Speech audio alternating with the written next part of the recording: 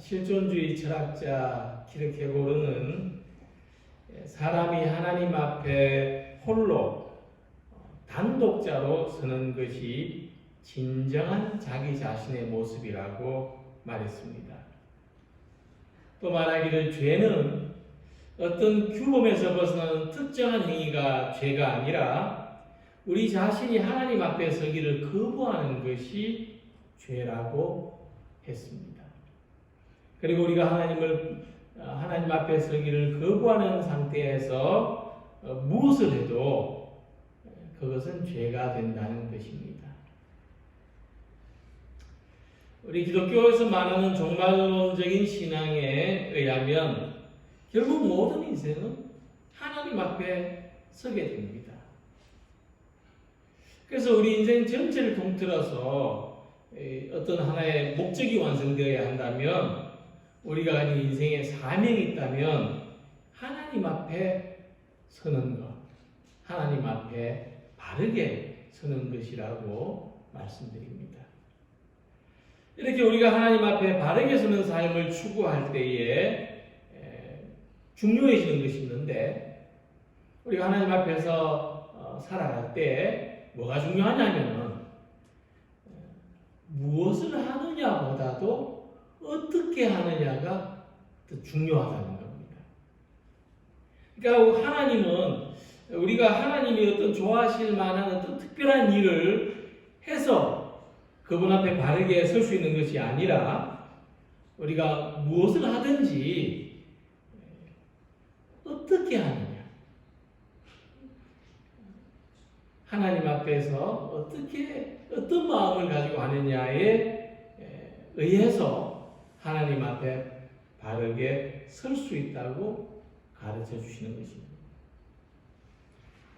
우리는 이 사실을 하나님께서 모세를 부르시고 모세에게 막중한 사명을 맡기는 장면에서 발견할 수 있습니다. 하나님이 주시는 사명 앞에서 모세가 계속 반복해서 하나님하고 대화하는 그 핵심이 뭐냐면, 하나님, 이제 저 뭘 하면 됩니까?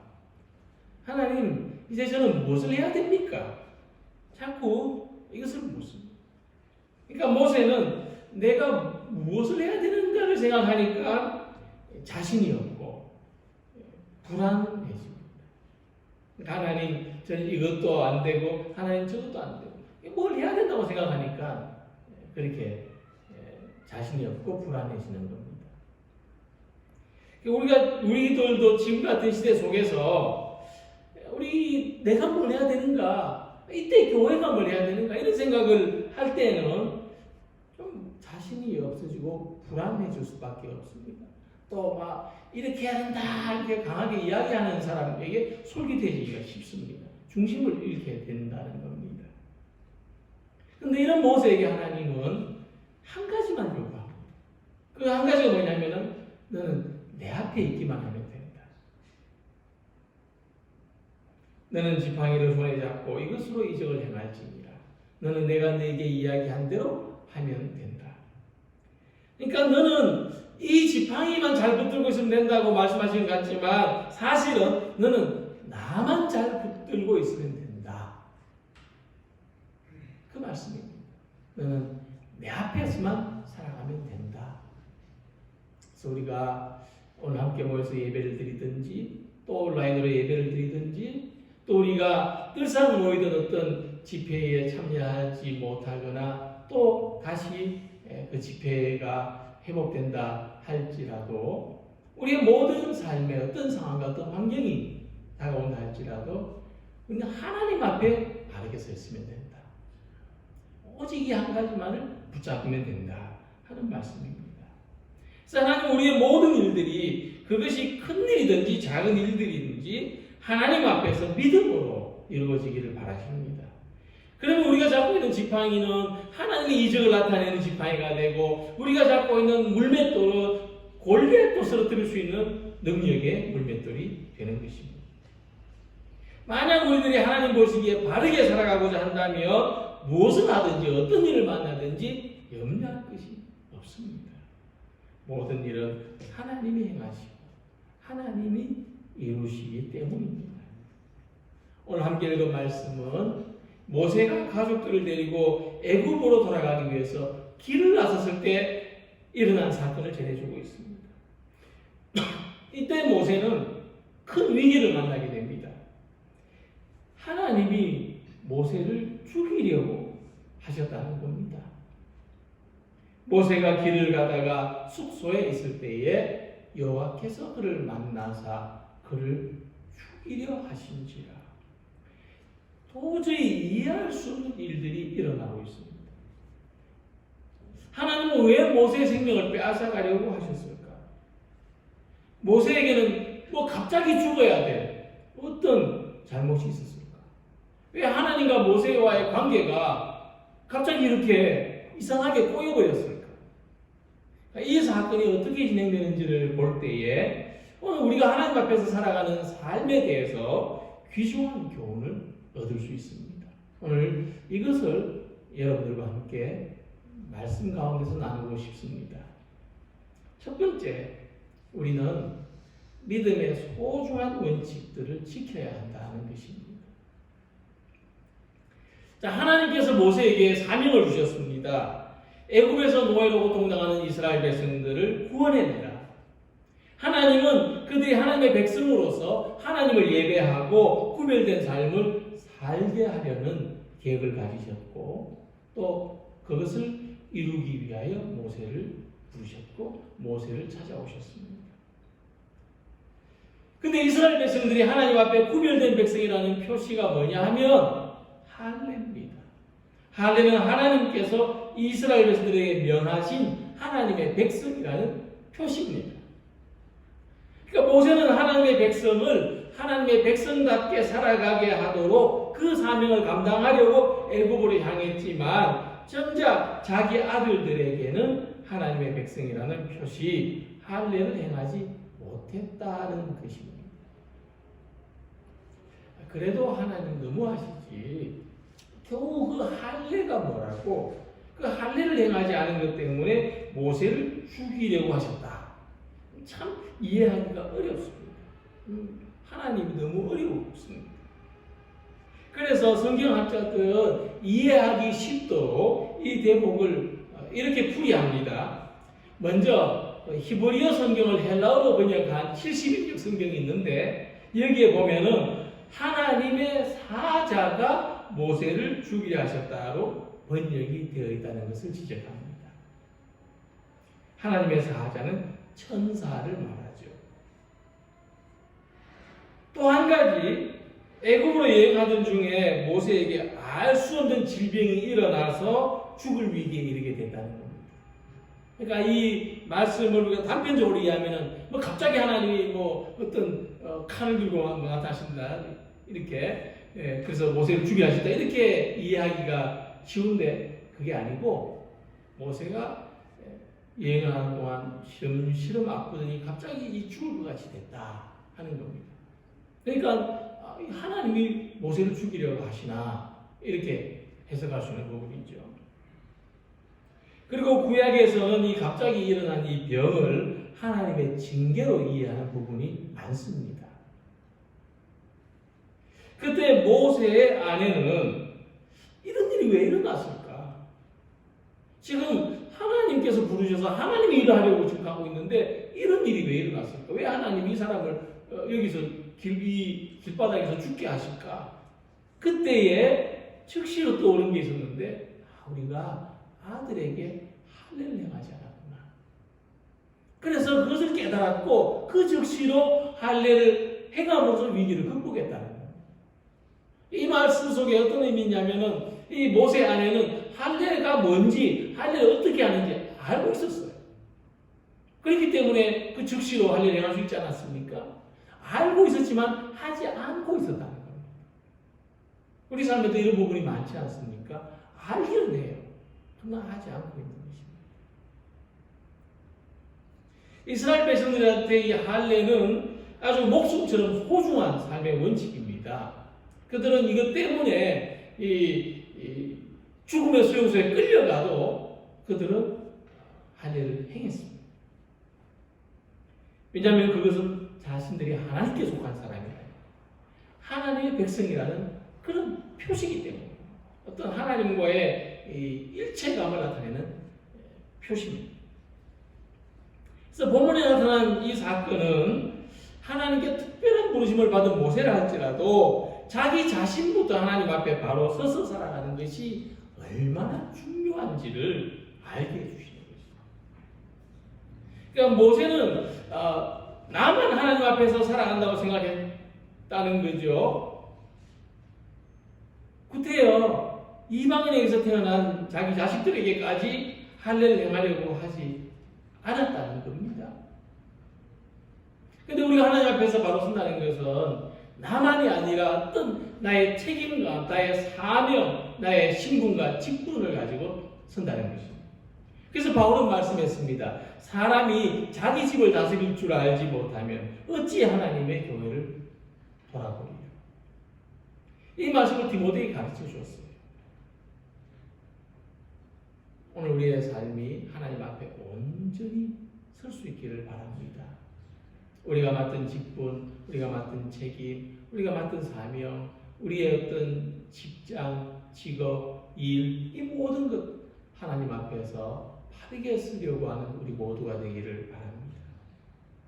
우리 삶의 위기 대부분은 우리가 소중하게 여겨야 됨에도 불구하고 쉽게 생각하는 어떤 작은 원칙들이 무너지는 데서 나타납니다. 권투 시합할 때 그러잖아요. 상대방 선수에게 휘두르는 것, 가볍게 치는 주먹, 이 잽이 별것 아니라고 자꾸 허용하다 보면은 그게 쌓여서 KO가 된다는 말이 있습니다.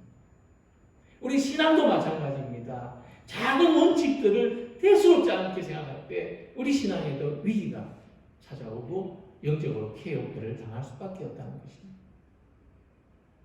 우리가 신앙생활할 때 어떤 원칙들을 소중하게 여겨야 되겠습니까? 주의를 성수하고 공적인 예배를 소중히 여기고 봉사의 일을 하고 헌금과 헌신의 생활을 하고 성도들과 사랑으로 교제하고 복음을 전하는 것을 중요하게 이 내 삶의 원칙으로 일체화할 수 있는 우리 성도님들이 되시길 바랍니다. 작은 것이 무시되면 큰 것도 올바르게 할 수 없습니다. 삶의 위기가 찾아왔을 때 혹시 내가 가볍게 여긴 것이 없는지 돌아볼 수 있는 기회가 되길 바랍니다. 하나님 우리의 삶에 위로와 평안을 주시지만 때로는 위기를 당하기도 하십니다. 그러나 그것은 우리를 더욱 성숙시키기 위하여 허락하시는 연단입니다.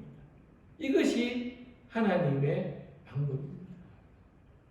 어느 유명한 교회 목사님이 하나님은 코로나를 통해서 이단의 실체를 드러내시는 한편 이웃을 사랑하지 않는 기독교의 독선을 고발하셨다.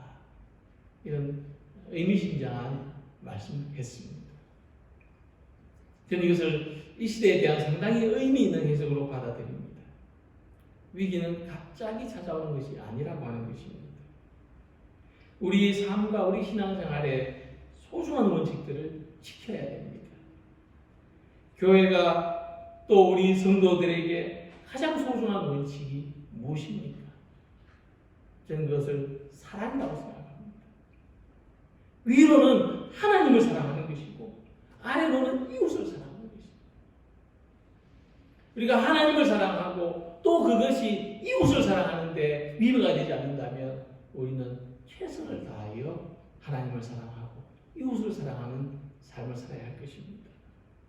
만약 오늘 이런 상황이 우리의 삶과 우리 신앙의 위기로 생각한다면 이 위기를 통해서 하나님이 우리를 일깨우려고 하시는 것이구나.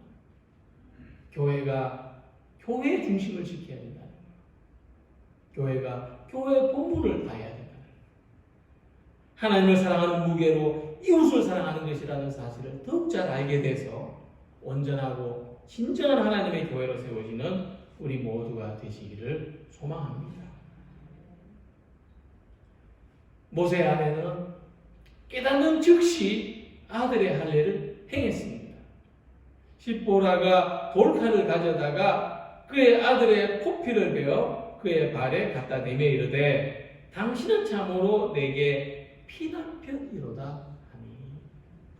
이때 모세 아내는 당신은 참으로 내게 피남편입니다. 피로 맺어진 남편입니다. 그렇게 말했어요. 피로 맺어진 남편, 피로 맺어진 부부.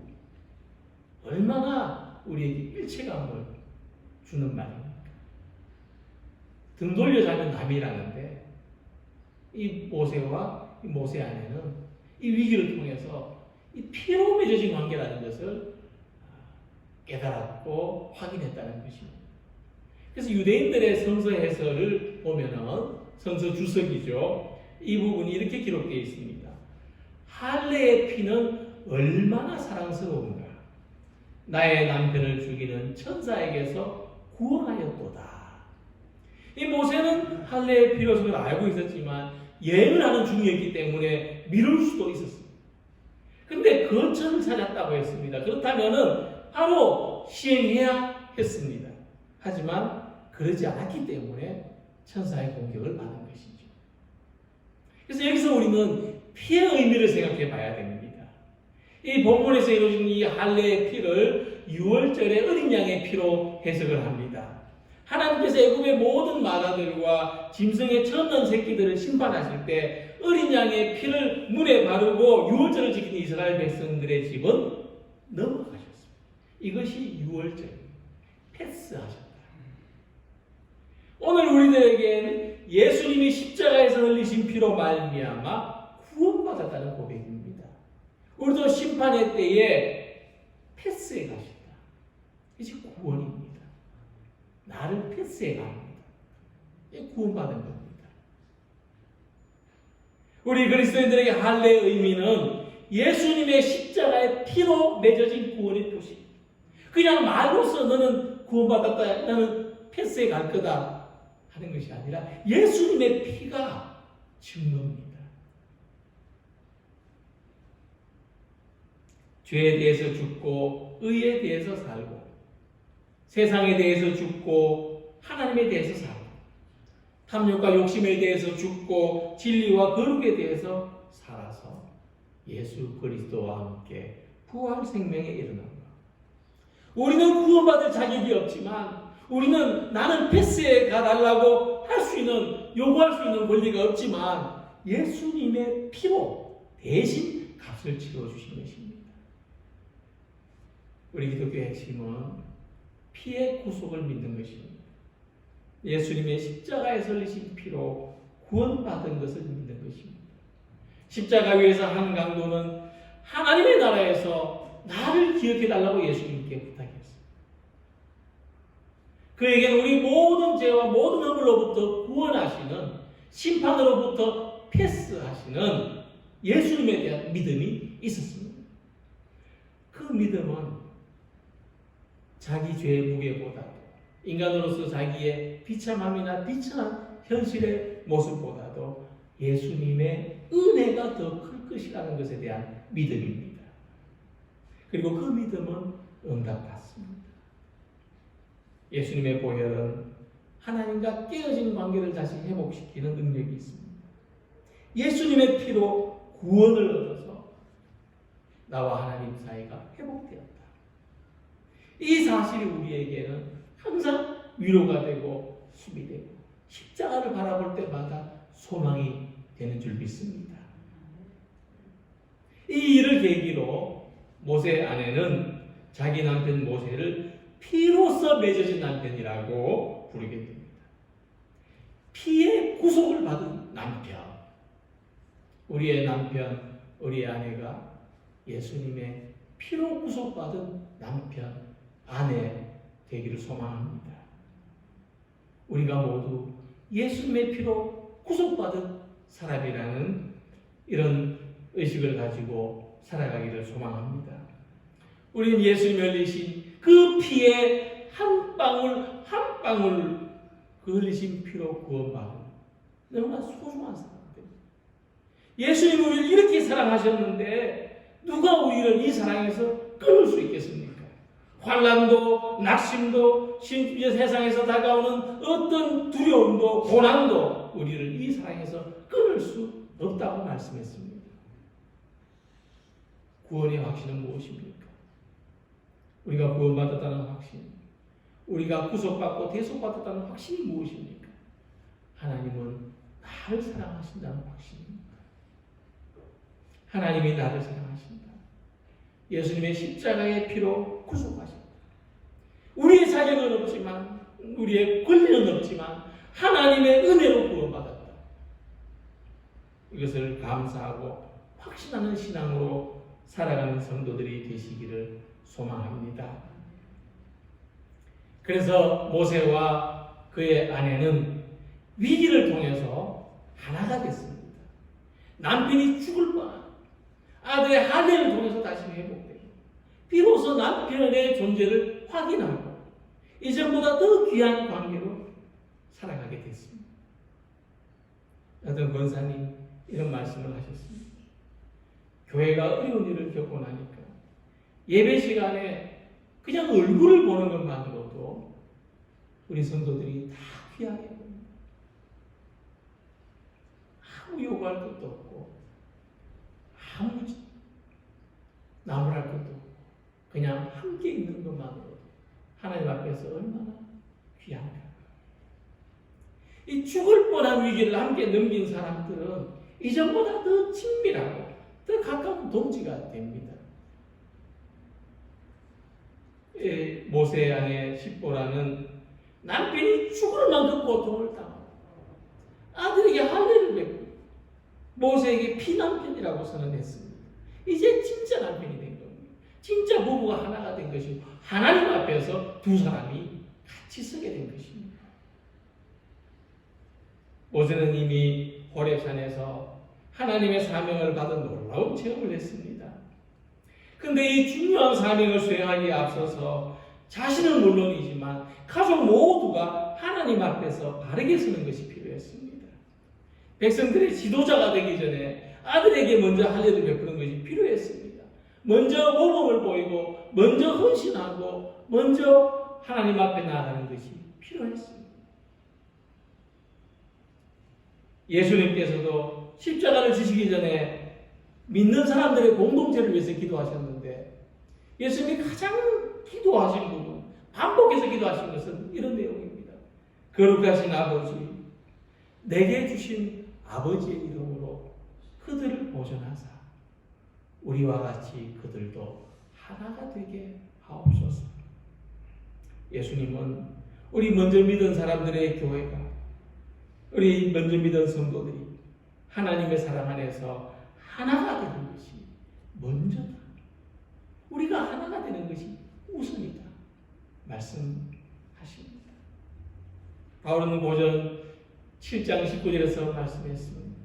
할례 받는 것은 아무것도 아니고 할례 받지 아니하는 것도 아무것도 아니로되 오직 하나님의 계명을 지킬 따름이니라. 그러니까 예수님의 피로 구원받은 사람들은 할례를 초월합니다. 이 마음에 할례를 받은 사람들, 이 마음이 믿음으로 새롭게 거듭난 사람들은 몸에 할례가 필요하지 않습니다.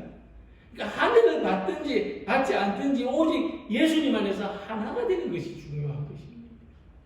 너는 할례 받았냐? 나는 할례 안 받았냐? 이렇게 갈라지는 것이 아니라 그건 아무것도 아니라 예수님의 사랑으로 하나가 되는 것이 중요해요. 오직 부부는 결혼을 통해서 부부가 되죠. 근데 진정한 부부는 정말 피로서 맺어진 부부는 하나님 앞에서 믿음으로 하나가 되는 부부입니다. 예수님의 피로 하나님의 사람이 되어야 진짜 살아있는 내 남편이 되고 내 아내가 됩니다. 피 흘림의 구속, 십자가의 사랑 안에서 서로 소중히 여기고 사랑해야 우리는 진정으로 하나의 교회가 되고 하나의 성도가 되는 것입니다.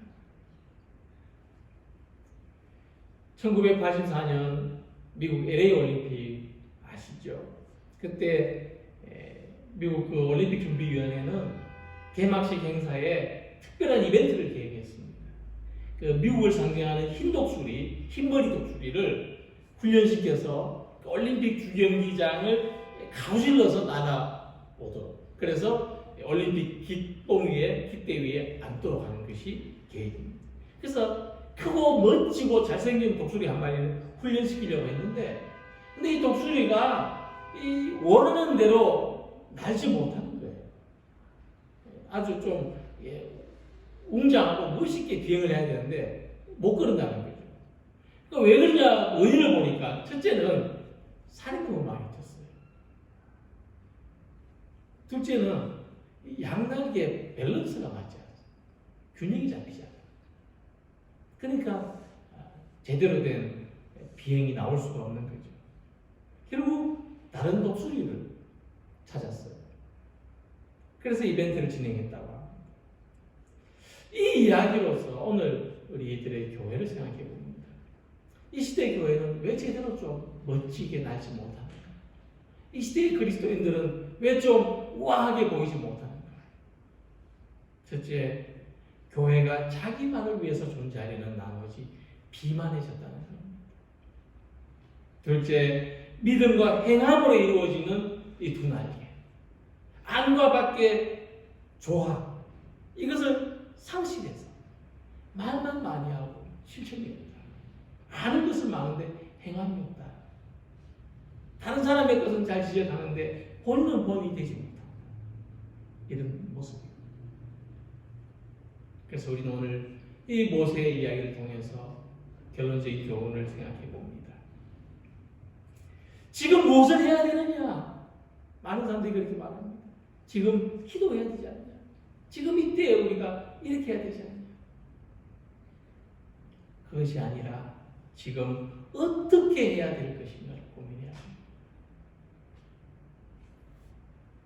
우리는 하나님 앞에 서는 노력을 해야 됩니다. 우리 각자가 하나님 앞에 바로 서서 모였을 때나 흩어졌을 때나 평안할 때나 위기가 닥쳐올 때나 믿음의 원칙들을 지키고 살아가야 합니다. 자기가 있는 자리에서 예수님의 향기가 되어야 합니다. 우리가 예수님의 피로 구원받았다는 이 은혜를 잊어서는 안 됩니다. 우리는 모두 소중합니다. 너무나 귀하고 값진 사람들입니다. 그리고 우리가 사랑 안에서 하나가 되어서 이 세상이 처한 위기를 함께 극복해 나가야 됩니다.